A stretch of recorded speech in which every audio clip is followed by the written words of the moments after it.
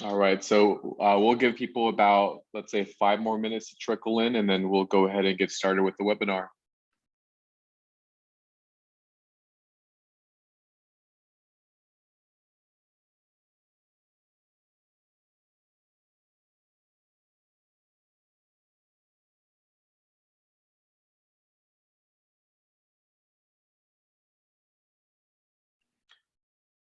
All right, so I'll just say let's go ahead and get started just to make the most of this time together.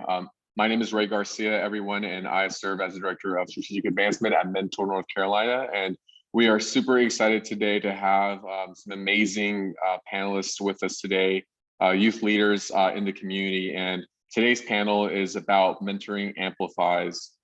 So really from youth voice to youth power and how to best ensure that our youth are very well equipped to lead.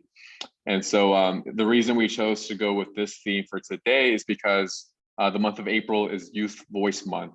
And so to really, be relevant and timely, we wanted to make sure that we had a webinar that dealt with, talking about ensuring that our young people are well equipped to lead the work that we're doing. And so for today's webinar, just some housekeeping items. Just make sure to remain muted unless called upon, and then feel free to use the Q&A box as we're going through the questions with the panelists to populate the chat box with any questions that come up for you. Also feel free to use it as a tool to capture aha moments, any additional resources that you want to provide with to the rest of the attendees, and also you make sure to type it out to panelists and attendees. And then a week following the webinar, we'll make sure to send you instructions on how to access the recording and the slides that we have for today. And so I'll go ahead and quickly present the guest that we have today. So Viviana Strong, she's a student at Orange High School, and she's also a member of Mentor North Carolina's Board of Directors. We also have Candy Ruff, who is a student at Guilford College, and she is also a member of Mentor's Board of Directors for North Carolina. And then we also have Mila Marv, who's a student athlete at Northwood High School. So at this time, I will pass it off to Viviana, who will give an introduction of herself, and then Kennedy, and then Milo will go next.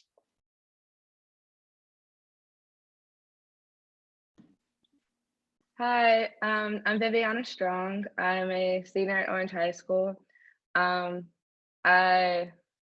am finishing up my last year, which means I am going to college this fall. I will be attending Hardin-Simmons University in Texas. I will be studying social work.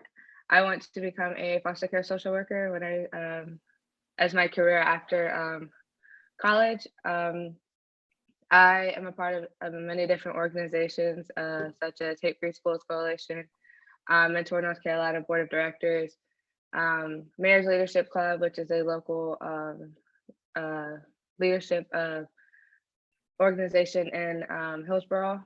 I am a part of Beyond Expectations, and overall, I've learned a lot of leadership skills and working through activism. My mom is an activist, well, a local activist, and I've learned a lot from her, which has also inspired me to do a lot of work that also created a passion that I have for helping others and volunteering, and that has helped me to discover a lot that I didn't know that was happening, and overall that made me feel like I had a pathway, and it's led a lot of great opportunities for me, such as today. Yeah, I think that's it. Hi, I'm Kennedy. I was born and raised in Grand Rapids, but I'm from Durham. And so what I do extracurricular wise is I'm part of the Black Student Union at my school. And I'm a community scholar as well, and that's where we basically volunteer in the community of Greensboro. Um, and I'm a mom. That's a whole extracurricular activity in itself. So yeah, I'm a rising senior, so I graduate in December. Yay! At Guilford College, majoring in psychology and minoring in biology. And so afterwards, I'm looking at PhD programs in psychology because I want to become a psychologist and help people of color find healthier ways to cope with their feelings and work with communication skills. Hi, everybody. My name is Mila Marve. I'm a junior at Northwood High School. Growing up, I was born in San Diego, California. It was really nice there. I remember it being really nice. But about 6 to 7 years ago, I moved to North Carolina to be closer to family.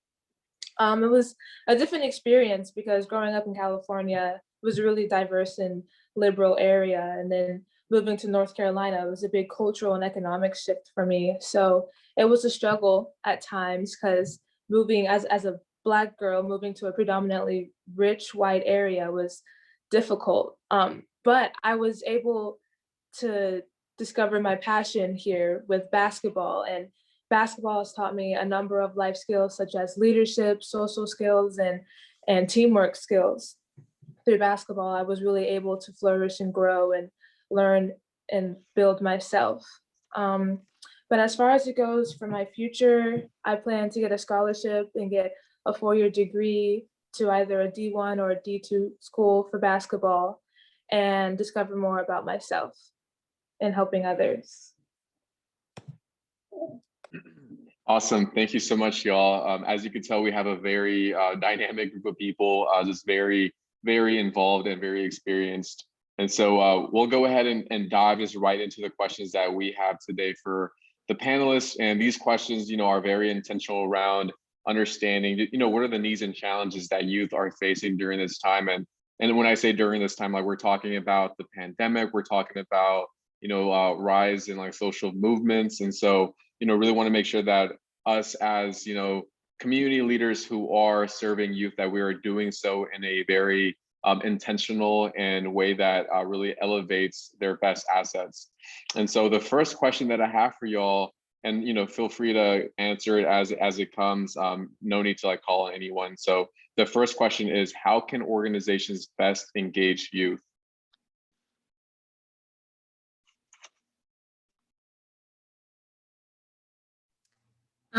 I can go first. So I think how organizations can best like serve youth is like just to listen to them. Because like a lot of people have different stories, especially the youth as well. And like with the times that we are in today, they might have like a lot of different perspectives that can help you, excuse me, sorry, engage with the community. But also it's a learning opportunity for you and the student, just to listen, hear their story, hear their perspective. So I'd say just listen. Yeah, and going off of what Kennedy said, just being patient with us, because I know we can be a little closed off at times, and just trying to discover new ways to open us up. And also talking to us as young adults and not as little kids. One example I have is for basketball, I have a specific coach that kind of talks to us as if we don't really know how to play, even though we're on varsity. So we don't always listen to her, and it could result in punishment. So, and that's just not the best way to reach us for us to be successful as a basketball team. So just understanding like our age and that we understand and talking to us as a young adult. Yeah, I agree with both of y'all, Kennedy and Mila. I think also when you're thinking about youth, you also have to remember sometimes most of us would like rather like be at home watching TV or doing other things, and like thinking of it as a way where it could be like fun and engaging, where we're like if it's a sit down and presentation, I don't know if we're all going to be captured in the moment and looking at everything. I think also making sure that we are heard, like don't just like say, oh yeah, we hear you, but it's going one out in one ear and out the other. So I think just making sure that you're listening to us, um, being patient, and trying to see it in our eyes, like also not just do, yeah, with doing the young adults, don't try to make it as a full adult experience where like a sit down coffee talk, or I don't know if you understand what I mean, but yeah. Awesome. That's really helpful.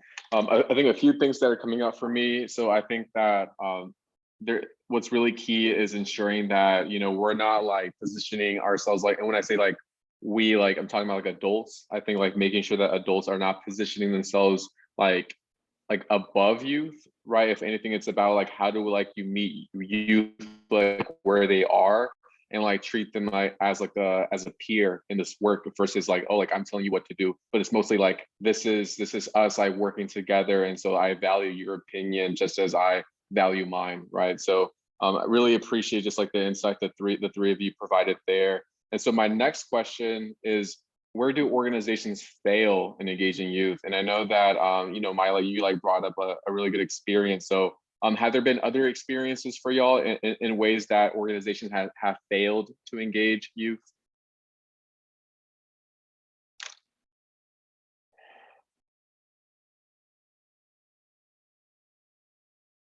I don't know if I would say like a specific experience I've had. I do know like I've heard friends say similar situations with like um, school sports or things where they're in clubs and um, like the facilitator or whoever is like running the actual thing will like come up with solutions, but it won't actually be what the students want, and they'll like be frustrated with it because they thought they were going to get like this, but it actually got them something else, and then they got in trouble for not actually having the like the right thing to actually be there. And I think just making maybe assumptions about what you think people need or they want, and not actually having a full sit down conversation with maybe it's not even one person making the decision, and it's like a board making the decision, and they think they know, but then there's like all these other problems coming up, and they come up with a different solution instead of actually trying to figure out what actually the problem went wrong with the previous situation.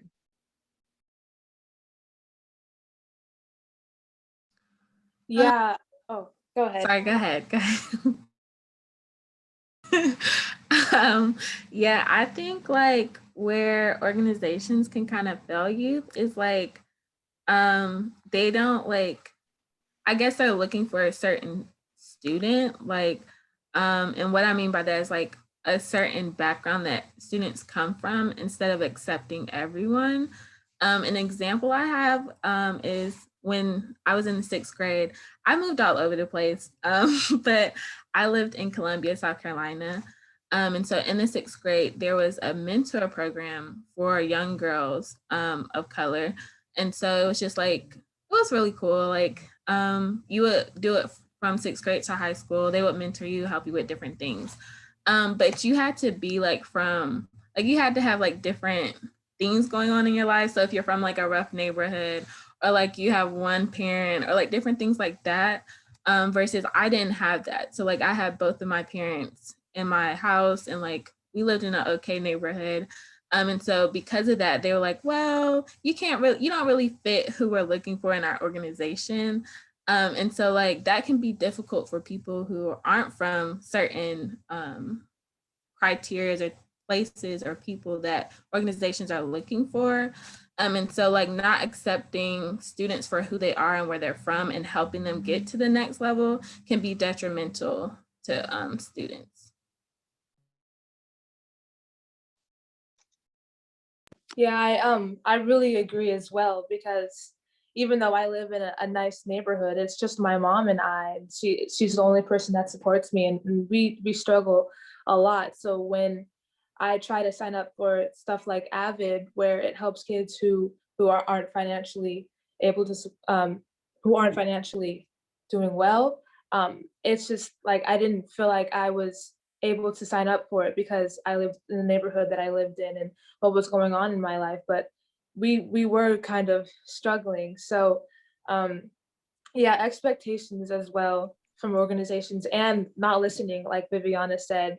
I can give a great example. Right now, my school is trying to come up with a new coach for my basketball team, and our coach was supposed to like assign a coach for us, and it just didn't seem like he really understood us because the kind of coach that he assigned us is just not a great fit. And now there's tons of kids leaving because we don't feel that we're going to be very successful because our coach didn't listen to us and couldn't see that we didn't like the coach that he had signed. Hmm. I appreciate that. And I think that especially like what I want to know from like what y'all said is really ensuring that, like these youth serving organizations or just organizations that work with you, that they don't tokenize students, right? Because like I think it's so easy to be like, oh, like you as like this young person, like please speak on behalf of like the entire like young people community, but it's not like that, right? Like it's not a monolith. Like there isn't just like one specific experience that y'all go through, right? And so and also just ensuring that like when we say listen, like we truly are listening and like adjusting whatever programming that we're doing, whatever efforts that we're doing, that we're adjusting ourselves to the needs of these students. And then so my next question that I want to ask is, what have been some challenges that you have faced or that you have experienced in navigating adult spaces? So spaces in which like it's usually guided by adults. What have been some challenges that have come up in just working with adults? I can go first on that one. So at Guilford, like I'm a fairly active person. And so my freshman year, I was involved on like the enrollment committee there. So like we talked about how to get students to Guilford, how to keep students there, things like that. But the board was like a group of older white guys. And so then there was older white guys and then me. And so it was kind of difficult because they would be talking about different things and I wasn't understanding what they were talking about, like using terminology that I didn't understand or different like phrases. And I would say, well, could you explain what this means? And they would be like, oh, this is what it means. But they didn't actually say what it meant in a simpler way. They just made it more complicated. So like it can be frustrating when you have like youth on certain board and you're talking about different phrases or things going on in your organization and you're not actually explaining it to where they understand. And so sometimes people don't speak up and say, oh, I don't understand this. Can you explain it? And so I think that can be difficult, especially if you want them to be active and like have a hands-on approach. Yeah, and something that I've experienced is that being younger, being 16, adults and being in more grown up areas, adults automatically expect young adults like my age to know everything in the adult world and know how everything functions and know how I should be acting. And although I have an idea, I don't automatically know. It's not like bam, I get it. Like it grows from you guys. I need guidance and kind of help to grow into the adult world instead of just putting me in there and letting me figure it out by myself. Because although it's effective, it's just not the most effective way.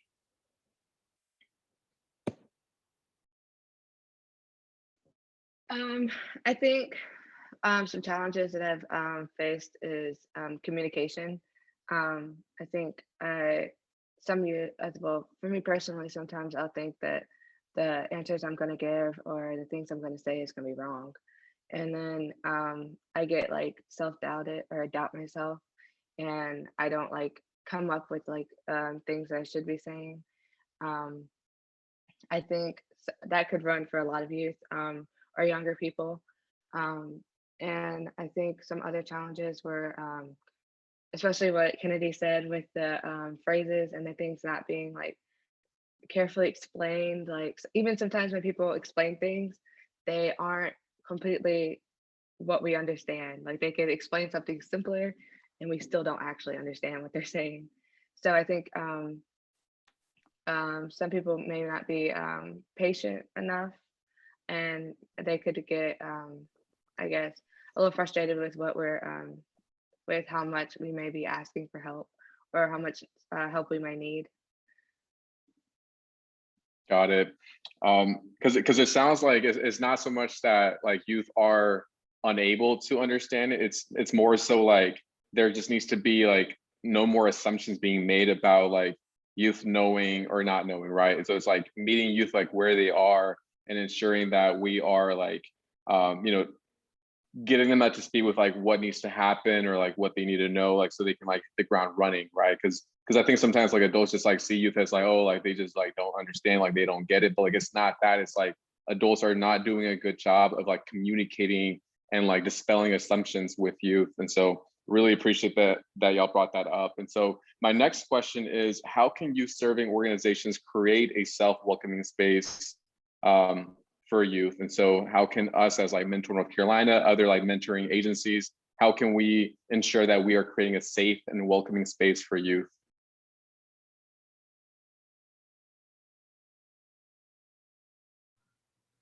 That just goes back, I think, to what we were saying earlier. It's just being patient and listening, like actively listening, and just like, well, seeing where students are and meeting them there, and not like trying to push them into someone else, or like, just being patient with them, and just be understanding. Yeah, and also just like creating a space of vulnerability. And like if someone was to open up first, I think that definitely helps me want to open up as well. So just seeing that someone else is comfortable and being themselves is also really helpful. Also being open-minded, with a lot of experiences. I know all of us have different experiences, which will come that all come together, and it creates a good space. But you also like understanding that our experiences may lead to us coming up with different things that could lead to a different way of figuring out a solution, and or it can make us backtrack to a different solution, like rethinking a goal that we had, and then maybe maneuvering it to do something else, and then going back to something. I think just making sure that you're hearing, um, and being aware that the way of your thinking is not the same, and we're not going to think the same way. Got it. And so my next question is like, how can adults be effective allies for youth? So I know that y'all mentioned, being patient, actively listening, creating like spaces of vulnerability. Is there anything else that adults can do to be effective allies for youth?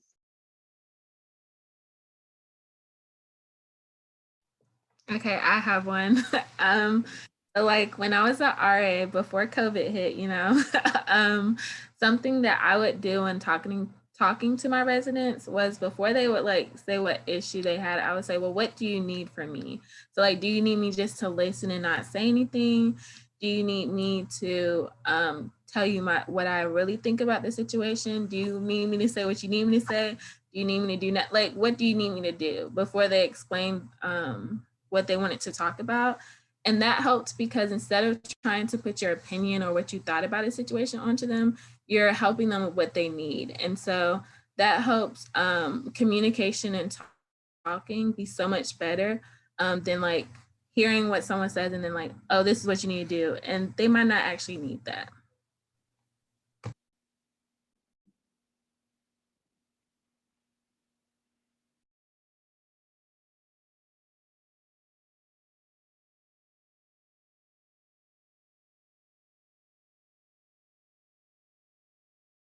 Awesome.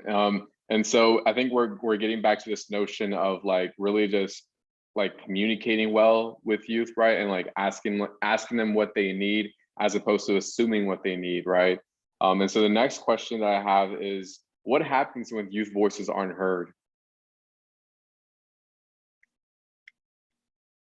I can go first. So honestly, when I feel my voice isn't being heard, I start to feel insignificant. That's kind of where like I get in like a pretty negative headspace if like I'm not being heard or listened to. Um, it just it doesn't create a really good setting. I can give a good example would be like between my mom and my dad almost. With my mom, she gives us clues and she tells me that she's listening and that she understands, and she tells me like she re-explains to me what she got from what I was telling her and like a conversation or something, versus my dad where he just kind of talks to me instead of talks with me. And I can tell he doesn't understand and listen to me. And honestly, it just it's not it's I can definitely tell like the different headspace and and how it made me feel. So yeah. I feel like when my voice isn't heard, or not for me personally, but I feel like we could also act out. Say if we go to someone with a really important issue and they don't really do anything about it, it could lead to us like not like hurting someone or hurting anything, just like acting out, even protesting. That's a way sometimes people think of acting out and trying to get your voice heard and being louder. And sometimes just it doesn't lead to the best situations. Um, yeah. Yeah, I agree with what the other two panelists have said. I think also like especially like when different organizations are talking about social issues, I think it is important to listen to what the youth have to say, because like they're still gonna be here. Like I'm not trying to say people are old, but like they're still gonna be here and they're gonna have to like still fight the fight. And so it can be challenging, like if you have people like going at each other, like it's not gonna solve anything. Like it's just more energy you're putting at, oh no, this we're doing this my way, versus like trying to accomplish things together. So I think like it can be like harmful, like just with their mentality, what they actually do, and different things like that.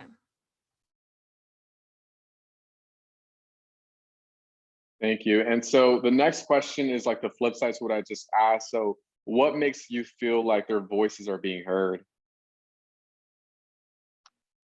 Kind of like what I was saying before, just like acts and verbal confirmations letting me know that like you hear me and giving me like your what you got from what I had just previously said, I guess, and just basically to simplify it down, acts of confirmation and verbal confirmations.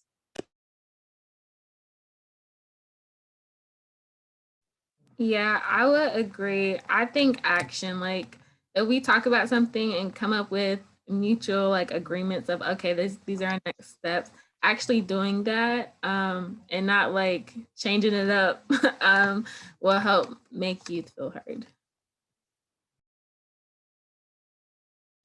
I was gonna say something similar to Kennedy. I think like if you're talking to someone, maybe it's not even face to face, maybe it's over phone call and then or a Zoom call, and them saying they're going to do certain things, following up with that person, even if they don't follow up with you for a certain amount of time. I think you following up with someone or talking to someone who's maybe even higher than that person, or a coworker or something, so that you're actually talking to someone. Because if one person doesn't do it, it could be another person who does it, even if it's like 20 people down the line. I think just make setting up for yourself and pushing forward toward a solution. Hmm. Yeah, I like that because I think sometimes like adults get upset with youth when like youth don't follow through, but then when adults don't follow through, like youth like are expected to be okay with it, you know? So it's like no, like it has to be like a mutual agreement of like if you say you're going to do something, like you got to follow through on both sides, right? So I really like that. The next question. So I know Viviana and Kennedy, the both of you serve on our board of directors for Mentor North Carolina. And so we would really appreciate it if like you can speak to that experience of like how has it been for you like serving as like a formal board member for Mentor North Carolina?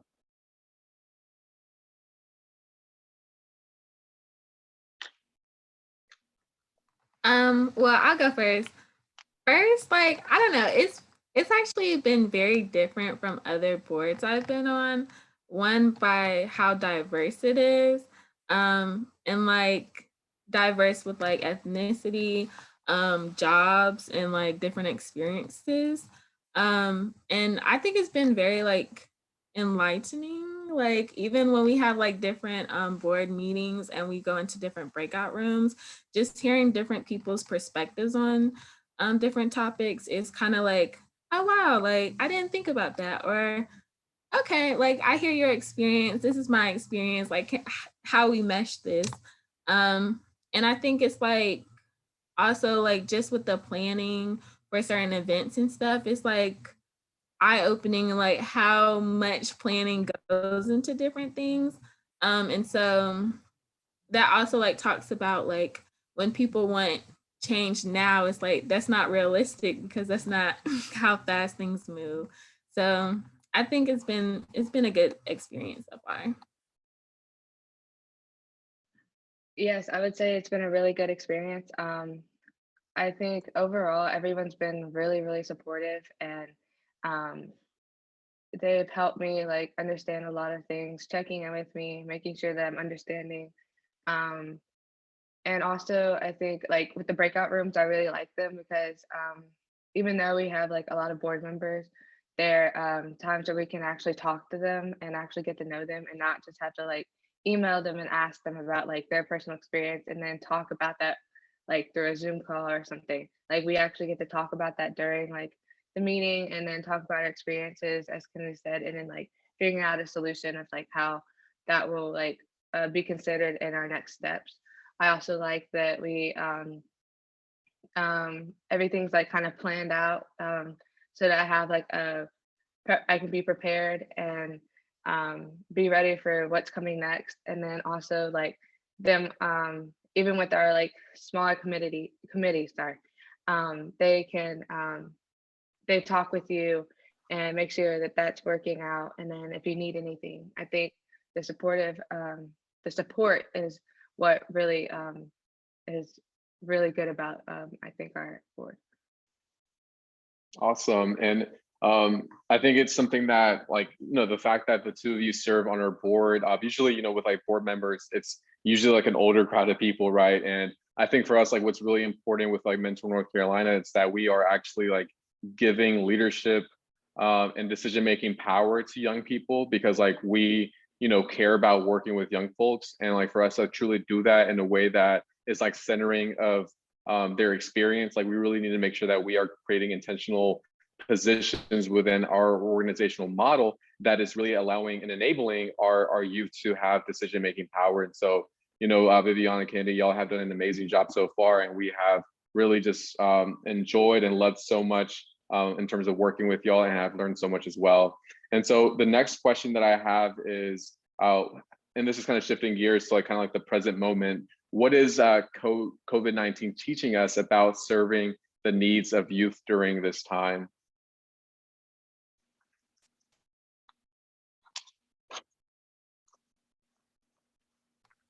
I can go first. COVID has taught a lot. I think like it has taught us like things that we can do that people say, oh, you can't do this. It's not possible, but COVID is proven that you can. For example, like I volunteered with in an elementary school in Greensboro since my freshman year. And so this is the first year that we have not been able to go there because of COVID. And so it's been hard because like they're on a screen for like 8 hours. So then it's like we don't want them to be on a screen for another 2 hours. So like we sent care packages, we sent them a video saying we're still thinking and love you guys. So we try and like still interact with them online and safely. So it's definitely taught us like there are no limits in actually reaching people and connecting with people. It might be a little bit more work for more other people who aren't used to technology, but it's still possible.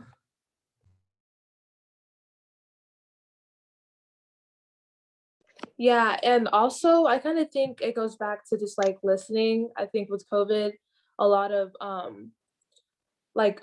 mental health disorders and stuff like that has risen and has become more talked about. And I think now that it's been a light has been shed on mental health disorders, I think now it's gonna just um, allow more adults to start listening and understanding youth and seeing the world from our lens, because not a lot, but many things have changed now with like social media.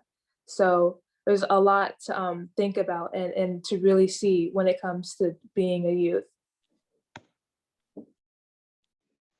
I think COVID has taught a lot. It has brought a lot of like different issues. I think with like um, especially being at home with your family 24/7. I think has been a real struggle for a lot of people. I know like you get home from school and your sibling annoys you, and but now it's like you wake up and they're there. Or now we're getting into the groove. Like some kids, there's in-person school.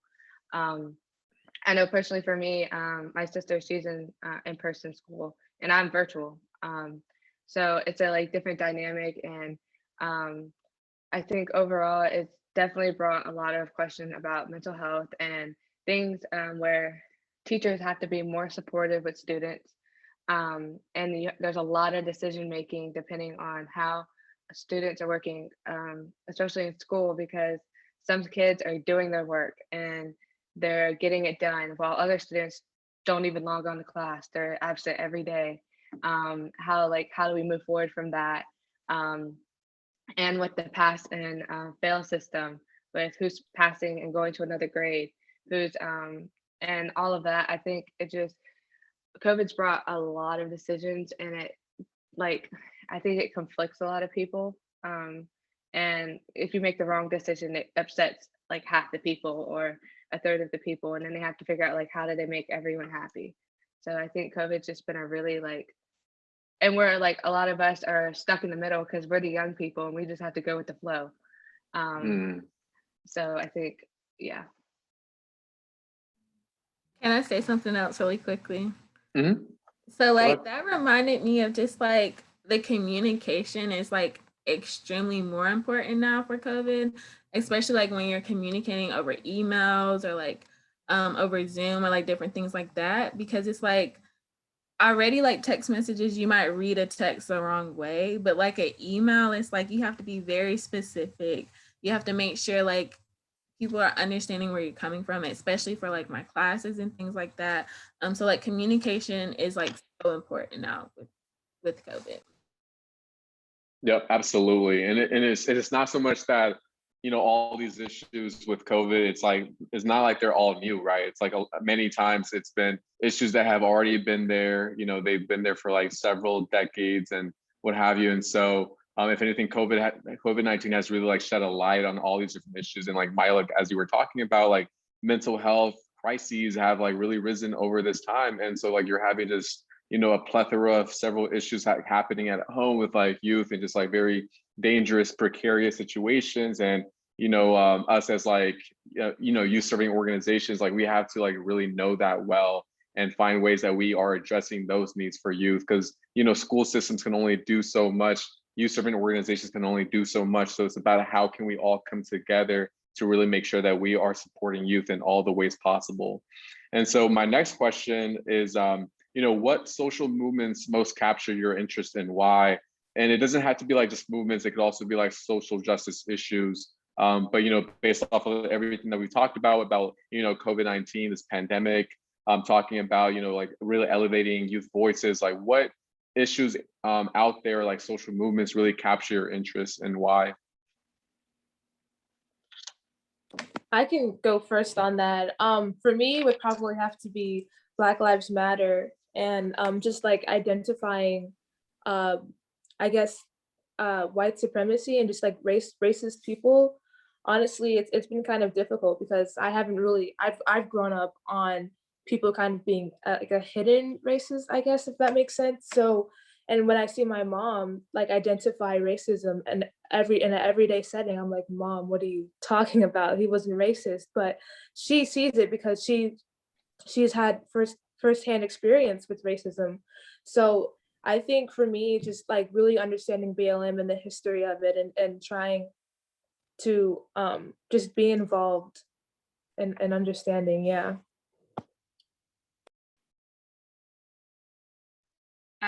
I would say Black Lives Matter too, just because, well, growing up, well, now I'm white and Hispanic. Well, that's my ethnicity, and I'm adopted by a Black family. So a lot of people, when they come to me, they'll talk to me about like say sly little things or use certain terms. And I think since I've worked with like a lot of like racial issues and learned a lot about it, and I catch them saying little things, and I'll correct them on it, and they'll be like, "That's not what I meant. I'm not trying to be like this. I'm doing this," or like, "I'm just playing." But then I have to go into a full conversation with them, and most of them don't want to talk after that. So I think overall, I with racism and everything that's been talked about, especially now with all the shootings being brought and like put a light on them because they a lot of people are noticing it more.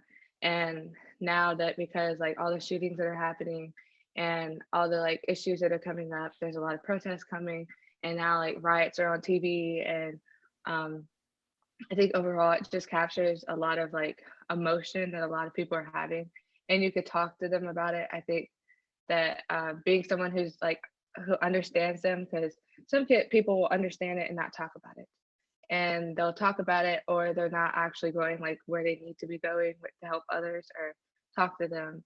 I think overall it's just the whole process of racism and Black Lives Matter. It's been really like a good thing to like focus on and learn more about, because as Mila said, it happens every day.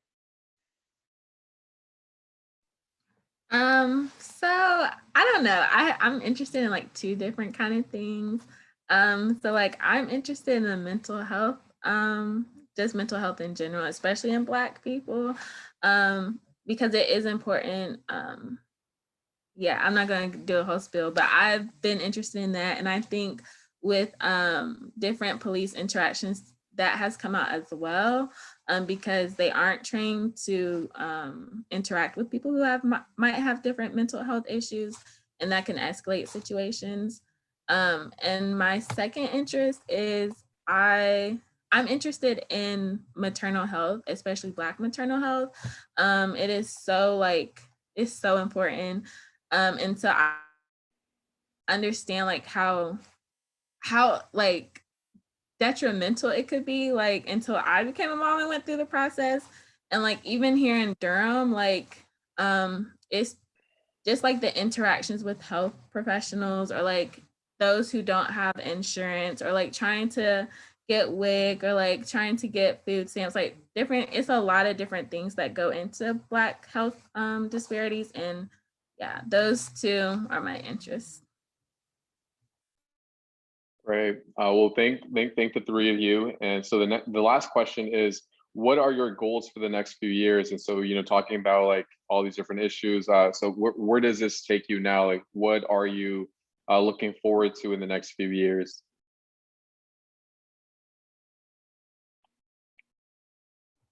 I can go first.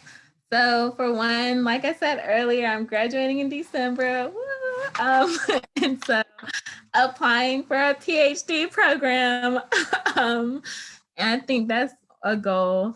And another thing that I've been working on is I'm actually starting a podcast to kind of just talk about different Black maternal health disparities, like my experience in having actual um, health experts to come in and talk about different things as well. So, and to keep like, being involved in my community.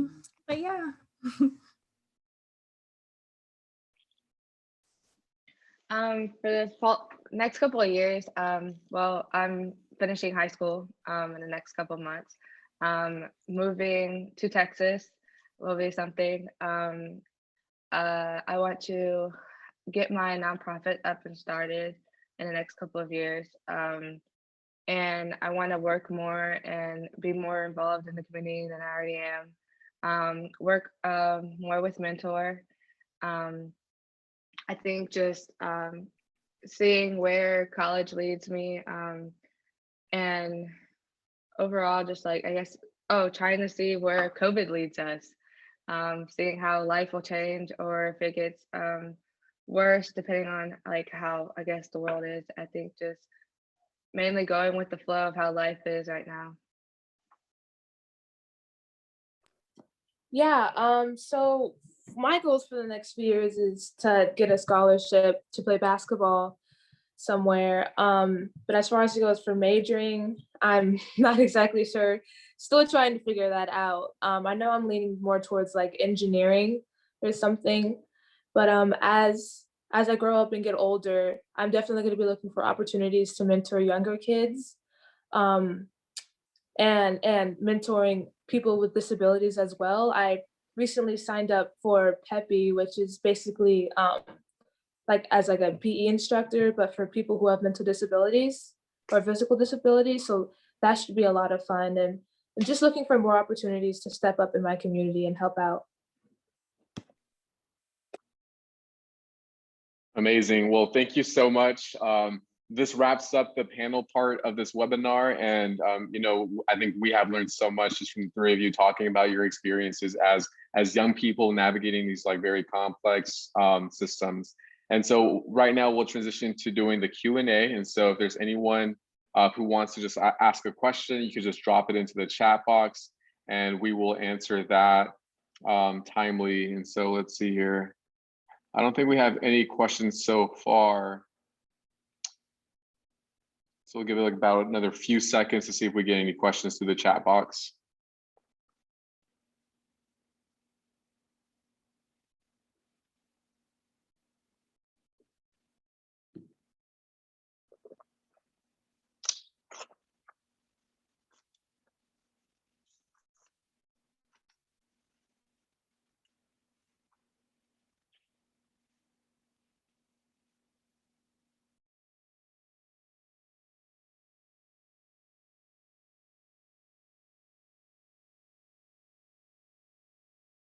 All right, well, I'll go ahead and start wrapping this up, and if anything comes up for anyone, feel free to just drop it in the chat box. And so wanted to make sure, that I was able to promote just the technical assistance work that we do through Mentor North Carolina.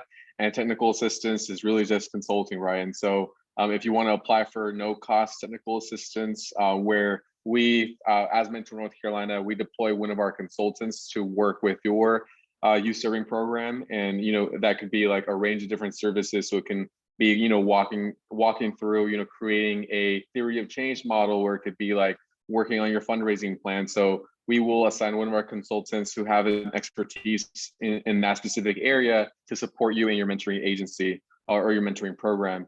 And so feel free to just hit on that link and you'll be able to access that resource. And then the next thing I wanted to also just put on people's radars is our next webinar, which is called Supporting Young People's Mental Health and Well-Being Through Mentoring. And as you saw today, through the experiences of our panelists, right now, like mental health is really, really important, especially, everything for the most part being virtual still.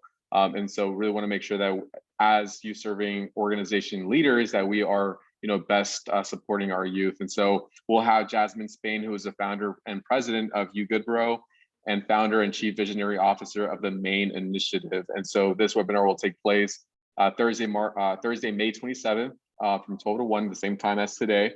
And if you want to register, feel free to click on that link. And so that about does it for today's webinar. Again, want to thank our panelists so much for all the wisdom and insight that they kind of bestowed upon us today, and really are thankful for everything that they do. And so hopefully everybody has a great rest of their day. Thank you for having me. Thank Awesome. you.